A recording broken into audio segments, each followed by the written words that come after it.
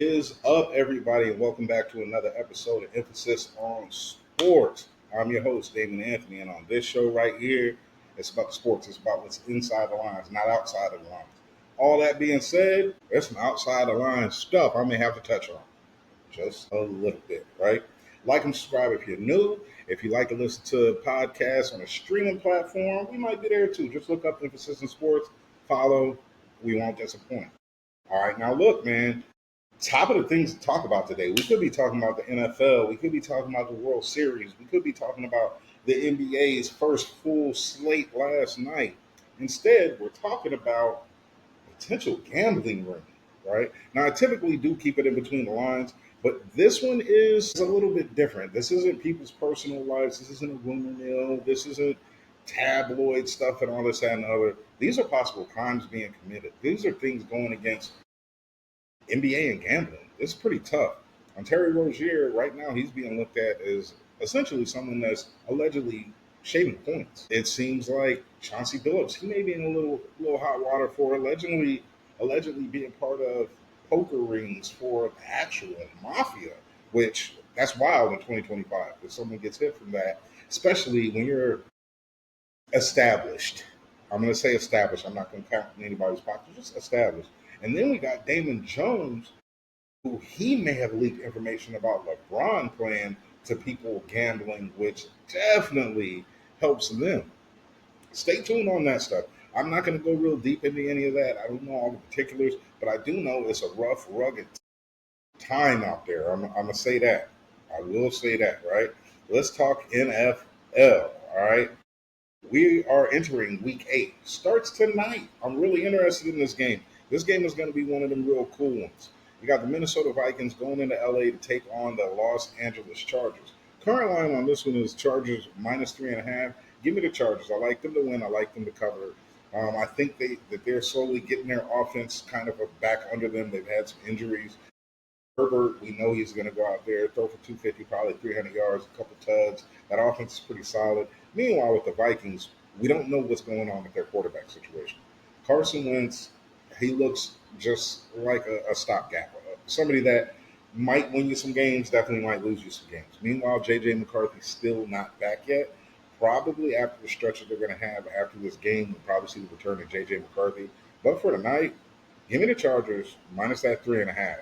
Big time. Sorry, Rico. Let's move on to Sunday. First game on the Sunday slate, Falcons Dolphins. Dolphins are going into Atlanta. Current line on this one is Atlanta minus 7.5. Give me Atlanta. The Dolphins have done absolutely nothing all year to make anybody think that they're even a half decent team.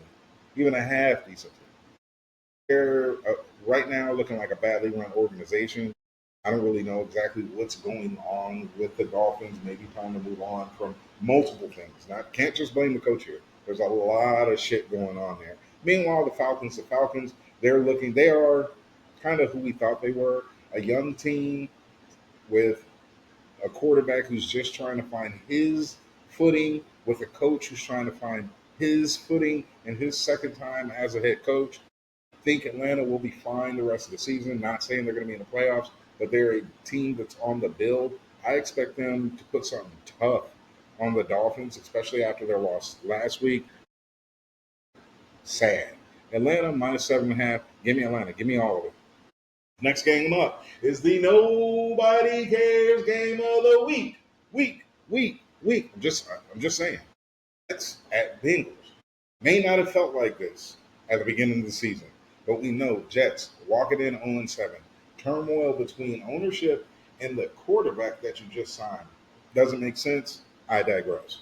But we know that this team needs a lot of help. It's not a very good team at all. Justin Fields just isn't hitting it from a quarterback position. If he was given a little more time, maybe something could work out because he started the season off looking real well. Meanwhile, you look at the Bengals. Uncle Joey Flacco, he is there. He's trying to revitalize that offense. There's all the weapons in the world. They just need a quarterback. But I'm just going to tell you, no one really cares. No one cares about this game outside of Bengals fans, Jets fans, and fantasy football fans. That's it. Current line on this one is Cincinnati minus 6.5. Go ahead and give me Cincinnati. This shit really could go either way, but I'm just going to pick the team with the better quarterback and more weapons. Give me Cincinnati minus that 6.5. Next, we're going to have the Cleveland Browns at the New England Patriots. Current line on this one is New England minus 7.5. Give me New England. New England is playing like a team that's on the verge of being a really, really solid, damn near great team. They're almost there. We know Drake May, second year, and he is absolutely coming into his own. Mike Vrabel as a coach, Tennessee, sorry for you, shouldn't have let that happen. Meanwhile, Cleveland is Cleveland. This is going to be Dylan Gabriel's. This is one of his first starts. He's really not showing that much yet. We know they bring a great defense and a really solid run game, but I don't think that that's enough to beat these Patriots. Line on this one, Patriots minus 7.5. Give me the Patriots. Then we're going to have this one. This one should be an interesting game. This one is a little bit harder to call. The New York Football Giants going to visit the Philadelphia Eagles. Current line on this one is Philly minus 7.5. I think a lot of people are going to look at what happened last week between both of these teams, and they're going to jump on Philly. Listen, Hurts came out, a stud, perfect passer rating, receivers, happy. They came out and did what they were supposed to do against the Vikings last week. Meanwhile, the Giants, 19-0 to start the fourth quarter, ended up losing that game. What that spells for most people is Philly's going to roll the Giants. Remember what happened last time they played? Giants put belt to ass on Philly. Not saying that that's going to happen this time. They are in Philly, but I think that line might be a little too much. Revenge game, give me Philly to win. Give me Giants to cover that 7.5 in the bet. I like the Giants to cover. I think they're going to keep it moderately close. I really like the energy that Darts bring in, the Scadaboos bring in. I just think the Eagles are good enough to win, especially on revenge. Philly to win, New York to cover the 7.5. Then we're going to have the Buffalo Bills at the Carolina Panthers. This one would have been a lot different if it wasn't for Buffalo taking some early stumbles and Carolina seeming like they're on their way to just being a good team in the NFL. Carolina's playing outstanding ball. I know last week was a very low scoring game against the Jets. I get that. But the Jets do bring a solid defense with Aaron Glenn. Not a great defense, but you got a defensive coach. That's going to happen sometimes. In this game, Buffalo is favored by 7.5. Coming off a bye, give me Buffalo. That's the only reason. Just coming off a bye. If they weren't coming off a bye, if they had to play somebody last week, I would probably take the Panthers to cover. I like the Bills to win this game. I like the Bills to cover. Give me the Bills. Next, after that, we're going to have the Chicago Bears and the Baltimore Ravens. This would have been a fantastic game if Lamar Jackson was healthy, but he's not. Currently, the line on this one is Baltimore minus 6.5. I don't get it. Give me the Bears. I like the Bears to win this one straight up. Baltimore has shown nothing offensively. Defensively, less than nothing. The Bears, they're starting to figure Ben Johnson out. They're starting to look like a very competitive team. Almost too good. They're competitive right now, though. At 4-2, I'm going to take the Bears to cover this to win straight up. Baltimore favorite 6.5. That's wild to me. Give me the Bears. You see it. You see the hat. It's Houston Texans. San Francisco 49ers at the Houston Texans. Current line on this one is Houston minus 2.5. Give me the San Francisco all day. Listen, I know this game is going to hit a little different. Nico Ryans, Robert Saleh, Kyle Shanahan. There's some texture here, right? There's some texture. But if I'm just going by what I'm watching right now, I'm watching Kyle Shanahan with maybe his best coaching performance as a head coach. I don't even understand how he's doing it with the injuries that continue to pile up. Meanwhile, the defense is outstanding. Can't really say too much bad about the defense. We know Mac Jones is going to show up. He's going to sling that ball. Looks like Purdy's going to be out again. Looks like Pearsall's going to be out again. They ain't hurt that much yet. Meanwhile, in Houston, I don't know what they are. I don't know what Stroud. Stroud does not look like the same player that we've seen recently. Nico not getting the same ball distribution. Running game is absolute. They've had one or two good moments this year, but it's not the same. Houston's favored in this game by 2.5. Give me San Francisco to win this one straight up. Go Niners. Moving to the late half of the Sunday slate. A divisional matchup, Tampa Bay Buccaneers at the New Orleans Saints. Current line on this one: Tampa Bay -4.5. Give me the Bucks. New Orleans hasn't showed me that they're going to go out and beat a team like the Bucks. New Orleans, you were my worst team in the league coming in. It is now the New York Jets. That puts you at second worst. Meanwhile, the Bucks, they got to bounce back off that Detroit loss. I get it. You lose Mike Evans again, but they do have enough talent, and Baker Mayfield, who's having an outstanding year, wasn't that great last week, but when you get knocked down and you're a solid player, you get back up swinging. I like the Saints. I like the Saints to lose this game. Give me the Bucks minus that 4.5. Next game up is going to be real interesting. I'm really looking forward to this. Dallas Cowboys at the Denver Broncos. Now, the Dallas Cowboys, they bring in one of the best offenses in the league. Stars, talent everywhere. They're going to score points. Defense can't stop a nosebleed. Defense will allow for teams to score. And from what I just saw with Denver, they're not out of these games. They're going to continue to fight. This game is going to be very interesting. Current line on this one: Denver -3.5. Give me Denver. I like Denver to win this game.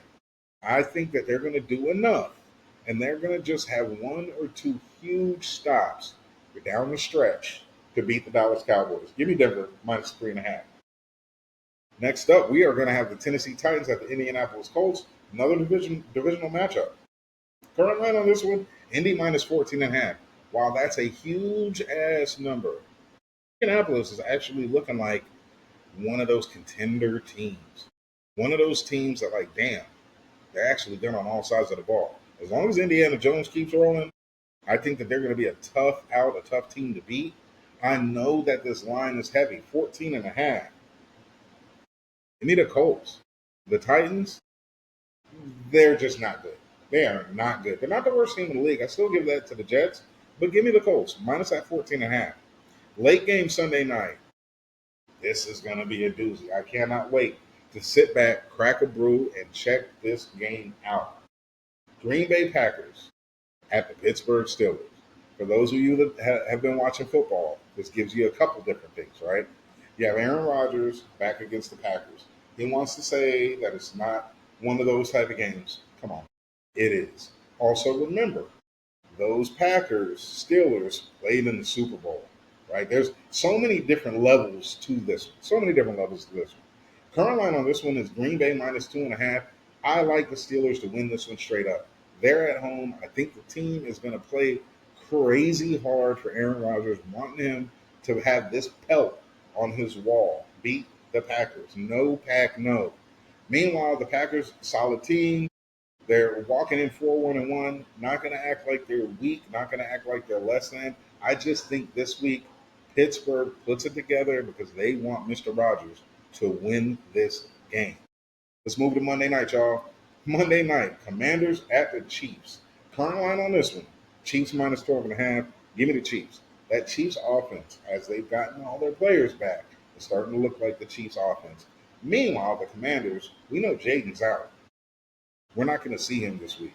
No shots at Mariota, but you're not him. You're not Jaden Daniels. I think Kansas City is going to come in and they're just going to continue to do what they've been doing lately. They're going to put numbers on the board. I just don't know if Washington can keep up with them. Man, this is going to be a hell of a NFL week. Also, remember, World Series starts off tomorrow. You got the Dodgers. You got the Blue Jays. Kendrick, Drake. This is going to be a heavyweight bout. This is going to be fantastic. You got absolute sluggers everywhere. But then you have that one guy that sticks out, Shohei Ohtani. With what we saw him do last in a baseball game, it may get real spooky if he comes out and does anything close to that again. Let's say maybe he has one of those games again. Tip your hat. Go ahead. Send him to Cooperstown. Get him because that's where he is. Greatest that we've seen. If he does another one of those, good googly moogly. I'm just saying that right now. All right. Let's talk a little NBA. Last night was the first full slate of the NBA. Couple things that I saw. I did have a couple TVs, couple games on, so I was able to watch a few things out there. Right. Knicks Cavs, really good game. I think the Cavs, they need DG back. Got to have Darius Garland back. Got to have some more buckets out there, but I think that they'll be fine. The Knicks are the Knicks. I liked what I saw out of them with headed up by Mike Brown. You look at some of these other games. Nets. I think the Nets might be the worst team in the league. They may be the worst team in the league. Hornets beat the shit out of them. Like Magic, go ahead and beat the Heat. Remember, the Magic's one of my dark horses coming out of the East. Five, as long as he's healthy, you combine him with Desmond Bain, and anybody that heard what Desmond Bain said afterwards, he hadn't been in a pick and roll with somebody who is as good as him. Those are huge words, especially seeing where he came from. Another one of my dark horses, Toronto. Toronto beat up on the Hawks last night and actually held Trey Young in check. I really didn't see that coming. Honestly, didn't. But the Raptors, they're going to be a good team as the season goes. Sixers behind Tyrese Maxey. Maxey dropped a 40 piece last night. Sixers Celtics, that was actually a very, very competitive game. But at the end of the day, Sixers pulled it out. We know this was Embiid's first time stepping back on the court. He looked like he needs some work. He looks like he needs to get in good game and basketball shape. Hopefully he does. The Bulls upset the Pistons last night, 115 to 111. Totally didn't see that coming. Then you had the Grizzlies and the Pelicans with Zion and Ja going at it. That's what, as a sports fan, I want to see. Give me the big guys, give me the superstars, go slug for slug down the stretch. Fantastic game. Memphis pulled that one out. Then we had the Wizards at the Bucks with the triumphant return of Chris Middleton. He did get a rousing round of applause from the Bucks fans. That's good on them. He was the number two when it came to winning that championship with that team and had a great playoffs doing it. Love to see a player leave and get so much love when they come back. Probably the upset of the night was the Utah Jazz beating up on the Clippers, 129 to 109. I think a lot of people, including myself, have a lot of faith in the Clippers. Utah is kind of unknown. Yes, they have Ace Bailey. Yes, they have Laurie Markkinen. They have Walter Kessler. They have some pieces. They have some players over there, but they're Utah. They haven't really been good for a minute, so they're kind of one of those forgotten teams. It'd be like if the Kings came out and just put a whooping on somebody the first night. You kind of look at it and you're like, oh shit, the Kings still play basketball. That's how you kind of feel about Utah. But hell of a win. And probably the coolest game last night. It's just been talked about everywhere today. Listen, it happened against my team. Spectacular. San Antonio Spurs beat the hell out of the Dallas Mavericks, 125 to 92. Victor Wembanyama is going to be a problem. I'm going to repeat. Victor Wembanyama is going to be a problem. Man's dropped 40 and 15 last night, 3 blocks. But if you actually watch the game, he's 7'5" and doesn't really have to leave his feet to do too much. The ball handling skills, elite. He could be a 7'5" point guard. Step back threes. The guy looks dynamic. You could see that he's been in the lab with Elijah, with Kevin Garnett. And then the piece that he plays within, the monks. When Miyama and the Spurs, they're going to be a problem. I wish you nothing but help because I love watching it. Even though it happened against Dallas, I love watching it. Meanwhile, Dallas, this is game one. There's a lot of retooling there, a lot of new moving parts. Anthony Davis had a very strong open to the game, but he was guarding Wimby some and was picking up early fouls, so that just kind of changed the scope of it for me. But overall, problem. Look at the Suns. Suns Kings. Suns knocked them off 120 to 116. D Book had 30. D Rose had 29. I really don't have many notes on the Kings. I'm not going to believe in them until they show me something. Same thing with Phoenix. We don't know what Phoenix is going to be after all the departures that happened. I think Phoenix is going to be an all right team. Time will tell on that. Final game last night, Minnesota Timberwolves knock off the Portland Trailblazers 118 to 114.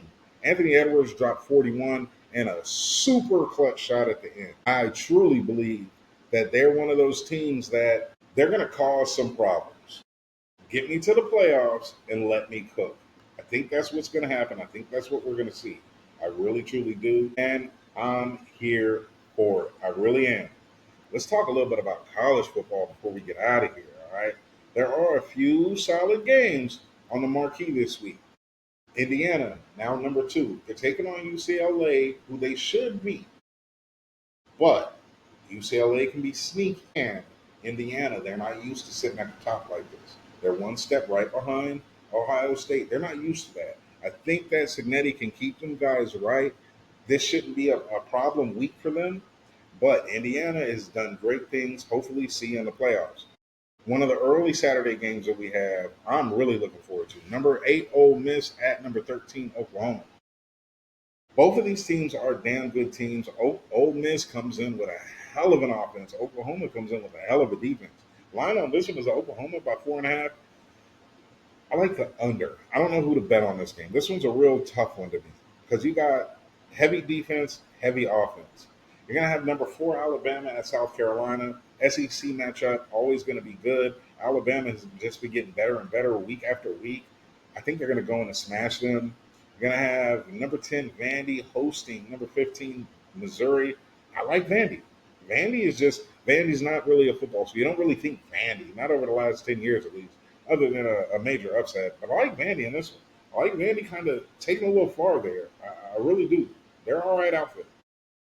Throughout the rest of Saturday, there's really nothing huge that sticks out. Number 3 Texas A&M is taking on LSU, but I got LSU going down. I got A&M winning that one. I just think that they're a really good team, and this is kind of what the Aggie fans have been waiting for. To have the Aggies sitting at number 3, hey, the boosters, the money's working, I guess. I suppose, right? Love sports.